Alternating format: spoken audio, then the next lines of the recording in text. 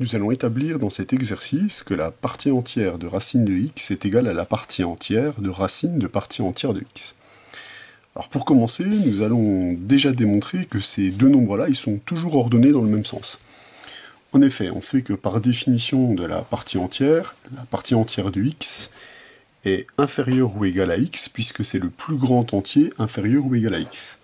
Donc on dispose de cette relation, qui est valable quel que soit x appartenant à R, et donc en particulier quel que soit x appartenant à R+, que x-1 est strictement plus petit que la partie entière de x, qui elle-même est inférieure ou égale à x.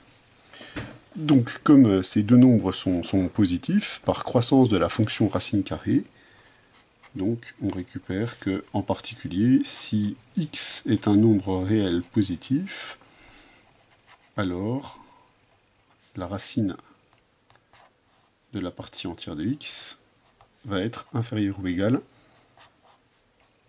à la racine de x.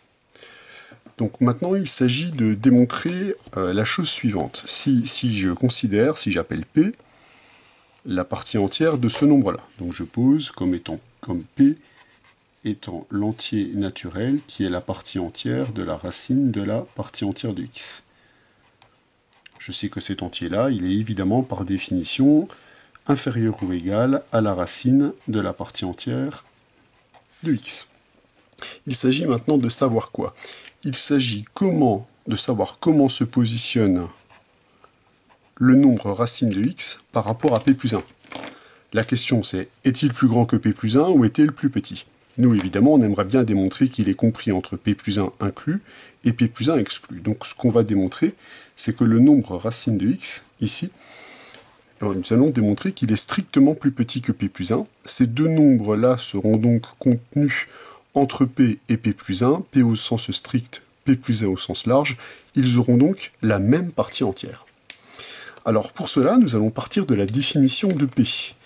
Nous savons, par définition, que la racine de la partie entière de x est un nombre qui est strictement plus petit que p plus 1. Puisque ce nombre-là est le plus petit entier naturel qui est inférieur ou égal à la racine de la partie entière de x, donc son successeur est strictement plus grand. Étant donné qu'on manipule des nombres positifs, on peut évaluer les carrés de ces deux nombres-là et constater qu'ils sont dans le même ordre. Le même ordre strict, puisque la fonction carré sur R+, est une fonction qui est strictement croissante. Si je développe cette expression, je vais récupérer que la partie entière de x est donc strictement plus petite que p carré plus 2p plus 1. Cette inégalité stricte, on va l'améliorer un tout petit peu, puisque étant dans un entier, si ce nombre entier est strictement plus petit que cet entier-là, cela signifie qu'il est inférieur ou égal à l'entier précédent. Évidemment, cela fonctionne uniquement parce qu'on travaille avec des entiers.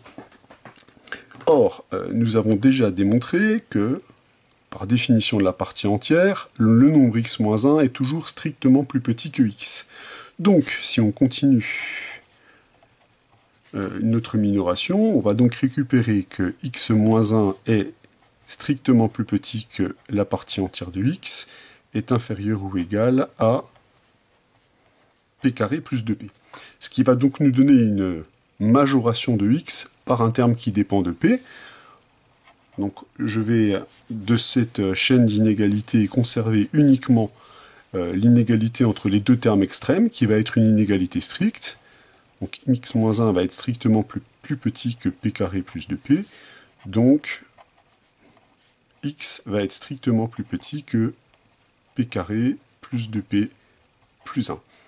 Étant donné que la fonction racine carrée est une fonction strictement croissante sur R+, et que ces termes-là sont à valeur dans R+, on peut donc appliquer la racine en conservant d'une part le sens des inégalités, mais également l'inégalité stricte. Comme ce terme-là, c'est le carré de p plus 1, on récupère donc que la racine de x est strictement plus petit que p plus 1. On vient donc de démontrer que le nombre racine de x est donc bien strictement plus petit que p plus 1.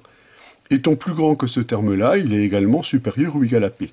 Donc on peut dresser comme bilan que si x appartient à R+, on a p qui est inférieur ou égal à la racine de la partie entière de x, lui-même est inférieur ou égal à racine de x, et celui-ci est strictement plus petit que p plus 1.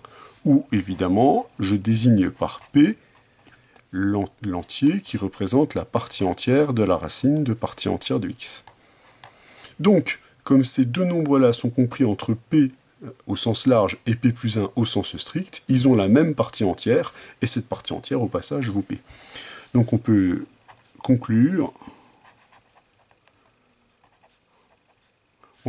que pour tout x appartenant au nombre réel positif, la partie entière de la racine de la partie entière de x est bien égale à la partie entière de racine de x. Voilà une démonstration de cette jolie égalité sur les parties entières.